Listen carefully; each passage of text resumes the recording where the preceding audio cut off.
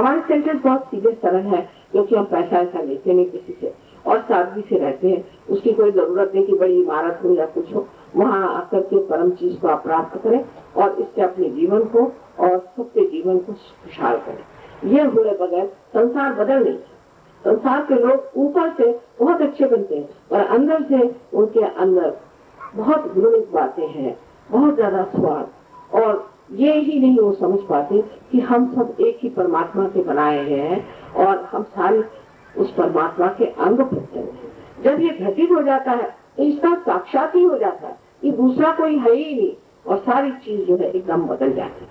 तो हमें अपने बच्चों के बारे में भी सोचना चाहिए और हमें सारी दुनिया के बारे में सोचना चाहिए। और ये हमारे भारतवर्ष का एक बड़ा भारी धरोहर है, हेरिटेज है हमारा, और इसे से सारी दुनिया को हम प्लावित कर सकते हैं। तो हमारे ऊपर बहुत बड़ी जिम्मेदारी है कि हम इसे प्राप्त करें। जिन्होंने गणपति का ग भी नहीं सुना, जिन्होंने ईसा मसीह को नहीं समझा, जिन्होंने मोहम्मद साहब को नहीं समझा, ऐसे लोग आज कहां से कहां पहुंच गए। तो जब आप लोग इतने ज्यादा इस चीज को जानते हैं, आपका क्या कहना। और आप विशेष लोग हैं जो इस योग भूमि में पैदा हुए हैं और इस योग को आप प्राप्त कर सकते हैं। हजारों वर्षों से संत साधुओं ने योग की महत्व गाई है, इस योग को प्राप्त करो। योग का मतलब सर के बल खड़ा होना नहीं। कल के प्रश्नों में मैंने इसका उत्तर दिया है, और कोई नए प्रश्न तो कृपया आप पूछ लें, मैं बताऊंगी थोड़ी देर के लिए, और उसके बाद आत्म साक्षात्कार का प्रयोग होगा जैसे कल हुआ था। अपनी उम्र के 62-63 साल तक मुझे चश्मे की जरूरत नहीं थी, पर इससे भी ज्यादा पावरफुल, बहुत पावरफुल ऐसे मेरे ऊपर लाइट्स छोड़ते हैं, क्योंकि ये लोग इस तरह, वो आप जान रहे हैं, इस तरह के 3-3 कैमरा मेरे ऊपर लगा करके और मेरे वो लोग टेप्स बना रहे हैं। मैंने कहा भाई टेप्स का तो बना रहे नहीं, कहने लगे कि माँ आपके बाद लोग दुनिया देखेगी क्या है, तो इतने बड़े बड़े लाइट्स लगा उसने इससे आंखों पे असर डाल दिया। और ये तो कुछ भी नहीं है, इससे भी मेरे ख्याल से 10 गुना ज्यादा पावरफुल लाइट्स मेरे मुंह पर फेंक दो, तो मैं उसे क्या करूं, कितना समझाऊं, तो भी वो लाइट पूरी समय मेरे 24 घंटे जब तक मैं बैठी रहूंगी तब तक रहेगा। अगर मैं 24 घंटे बैठी रहे तो 24 घंटे तक मेरे ऊपर बैठा। इसलिए थोड़ी सी आंख में जरूर शिकायत हो गई है मेरे, कि वैसे तो दिखाई देता है पर पढ़ते वक्त थोड़ा सा लगता है, तो उसमें कोई बड़ा भारी दोष तो नहीं इसमें कि आपने क्यों ऐसा किया। फिर एक सामने एक और सवाल पूछा कि आप होटल में क्यों आए, आपको पैदल आना चाहिए। क्यों साहब, मैं क्यों पैदल आऊँ, मेरी समझ में नहीं आया, ये क्या जबरदस्ती, क्या मैं पैदल आऊँ। और मैं इंग्लैंड जाती हूँ, अमेरिका जाती हूँ, तो मैं पैदल चल के जाऊँ। अजीब अजीब इस तरह की छोटी छोटी ओछी बातें पूछने वाले लोग सहयोग के लायक है, छोटी छोटी बातें, और बहुत ही उच्छल है, मतलब सुपरफिशियल है। जैसे कि एक साहब ने कहा कि आप वहाँ बैठे थे और आपको चारों तरफ फूल थे लगाए इन लोगों ने, है क्या हर्ष है, तब मुझे फूलों का शौक है, इसमें कोई हर्ष है, समझ में नहीं आता। दुनिया में लोग जब कोई आदमी परमात्मा की बात करता है तो वो सोचता है कि वो बस एक लकड़ी से ऐसा लकड़ी पे खड़ा हो जिंदगी भर के, ऐसा नहीं हो। जो आदमी इस तरह से सोचता है उसको बिल्कुल परमात्मा के बारे में कल्पना है। परमात्मा तो हर चीज को पूरी करते रहते, हर चीज को, यानी कोई चीज की कभी कभी होती ही नहीं, तो आप कैसे लकड़ी पर खड़े रह सकते, वो खड़े रहने ही नहीं देगा आप। और इस तरह की छोटी छोटी बातें करने वाले लोग सहयोग नहीं, इसको गहन लोग चाहिए। जैसे मराठी में कहा गया है तुकाराम ने, याला पाहिजे जातीचे, उसको असल लोग चाहिए। और नकल लोग हैं और बेकार के ऐसे उच्चंगल लोग हैं, उनके लिए सहयोग है नहीं, और उन्होंने अपना यहाँ बेकार टाइम बर्बाद करने से कोई फायदा नहीं, हमारा भी टाइम बर्बाद होगा, उनका भी। ये उन्हीं के लिए है इसको पाना। और उन्होंने ये भी कहा एड़ा गवाया से काम अनुज, माने पागल और मराठी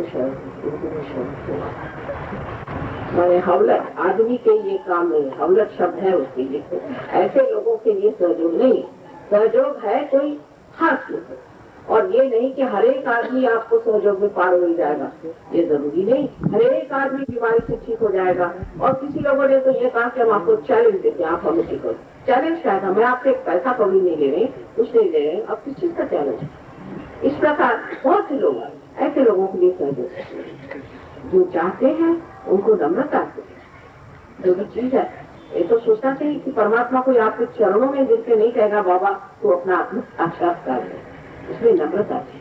इस आदमी में नम्रता नहीं, वो तो कभी कुंडलिनी चढ़ेगी नहीं, उसकी ईगो बैठा रहेगा, तो गणेश जी वही कुंडलिनी को नीचे रोक के रखेंगे कि ये बड़ा इगोइस्टिकल आदमी, इसको कुंडलिनी चढ़ाएगा। ये तो गणेश जी कभी चढ़ने नहीं देंगे, क्योंकि मूलाधार में बैठे हो, कभी चढ़ने ही नहीं देंगे।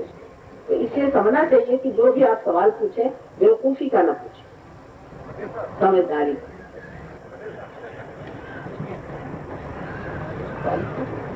What is transcendental meditation? What is different? I got it. This is a nice question. Transcendental meditation. All right, I don't mind.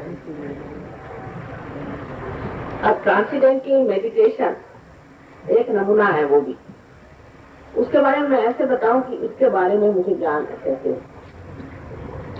कि एक साहब थे, वो ट्रांसीडेंटल मेडिटेशन का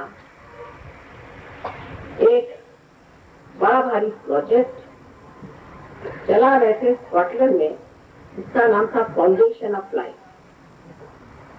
वो साहब मेरे पास आए और उनकी पत्नी, वो खुद डायमंड मर्चेंट थे इस जमाने में, जब वो मेरे पास आए तो बैंकरप्ट। उनकी बीवी, वो एक ड्यू की ग्रैंड डॉटर थी, वो भी बैंकरप्ट, और उनकी लड़की और उनके जो वहां पर डेप्यूटी थे, डिप्यूटी डायरेक्टर, बड़े बड़े नाम। तो वो चारों आदमी, उनको एपिलेप्सी की बीमारी, और वो रास्ते में गिर पड़ते थे। उन्होंने मुझे जो बताया, मैं सुन के हैरान हो गई कि लोगों का दिमाग है कि नहीं। उन्होंने ये बताया कि शुरुआत में ये ट्रांसीडेंटल मेडिटेशन के लिए जो है, तो वहाँ पर एक 7 कमरों में से गुजर करके उनको जाना पड़ा। वहाँ ये कुर्सी जो बैठे थे 4 फुट के 6 इंच वाले, तो इन्होंने उनसे कहा कि इनको अभी मंत्र देंगे, लेकिन हर एक आदमी को अलग मंत्र, और अपने साथ में कुछ फल और एक रुमाल वहां लेके जाए।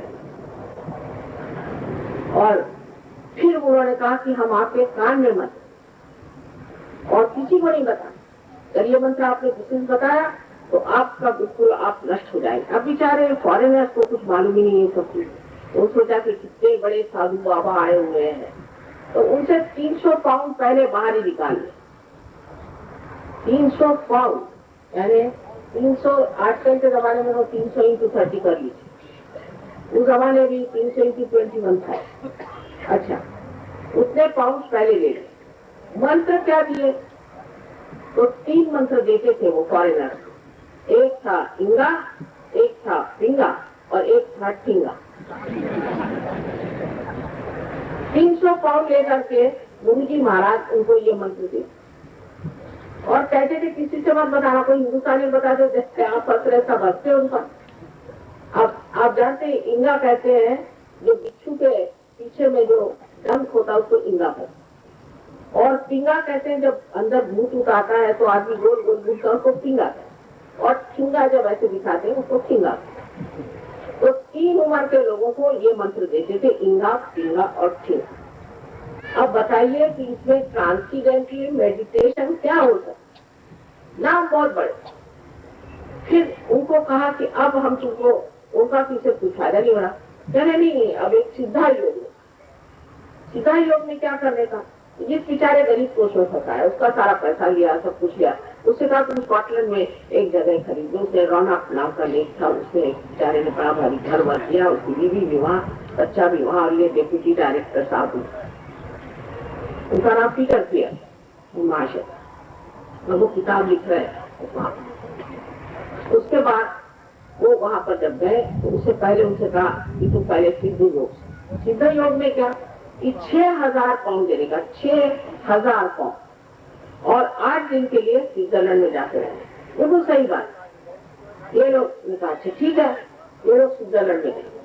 स्विट्जरलैंड में 8 दिन के अंदर पहले 6 दिन के लिए आलू उबाल करके जो पानी होता है उसमें मिट्टी भी होती थी, वो पीना, क्योंकि आपको पतला होना है, आपको हल्का होना है। और 7वें दिन आपको वो जो आलू का जो छिलका था उसे खाइए। मैं कहती हूँ अंग्रेजों ने अपने को जितना बेवकूफ बनाया, उससे अधिक तो इन्होंने उनको बनाया। और ये खूब हंसते थे, इनका नाम ही बिजली गुरु रखा, क्योंकि इनको समझ नहीं आता थे कितने बेवकूफ बने जा रहे हैं। उसके बाद में वो उसका जो ऊपर का छिलका होता है, रिंड होता है, उसे खाने का। और उसके बाद 8वें दिन वो आलू खाने, उसमें नमक नहीं, मिर्च नहीं, कुछ नहीं। और उसके बाद कह रहे हैं कि आप सीधा योग करो। तो सीधा योग में वहां पर एक फोम का एक मोटा सा वो बिछा देने, और उस पर रोकना, तुम कूदो, तुम हवा में उड़ोगे। सबके नीचे के हिस्से सबके टूट गए। इतनी तकलीफ हुई उनके ऊपर। बहुत से केसेस आज अमेरिका में चल रहे। तो अब आप लोगों को बेवकूफ बना नहीं आपको। अब रुपया तो बहुत बनाया होगा। अब वो इतने सीधे साधे लोग, उन्होंने ऐसे ऐसे लोग थे जिन्होंने अपने घर बेच डाले, बच्चों को स्कूल से हटा लिया, रास्ते पर हो गए। अब ये 4 आदमी, इतनी बुरी हालत। उन दिनों में मेरे पति बहुत ट्रैवल करते थे, तो मैंने उनसे कहा, बाबा तुम मेरे घर में आकर मत ठीक करो, क्योंकि आसान नहीं तुम्हें ठीक करो। फिर उनको घर में रखा, घर में रख के चारों का ट्रीटमेंट किया, तब वो कहीं जाके ठीक हो। जिस डॉक्टर के पास पहले गए थे वो भी मेरे पास मिले है कि आपने उनको कैसे ठीक किया। मैं भी ट्रांसेंडेंटल मेडिटेशन में गया था, मेरा भी दिमाग कुछ खराब।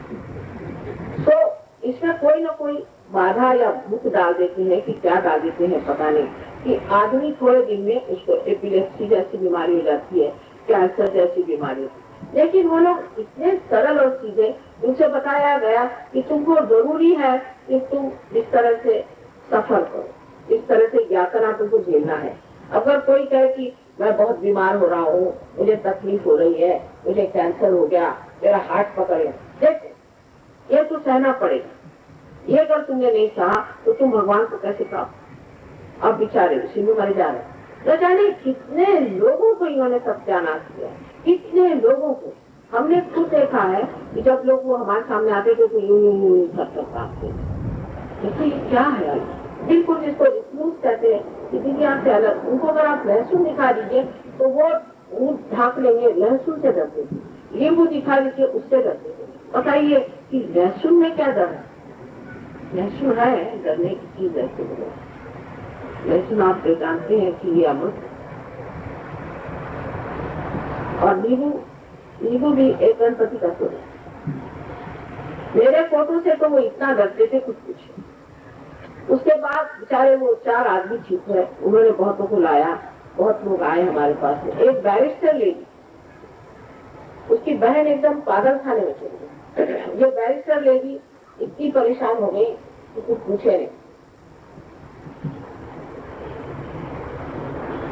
उसको भी फिक्स आना चाहिए और दुनिया भर की तकलीफ है, उसको खून की उल्टियां,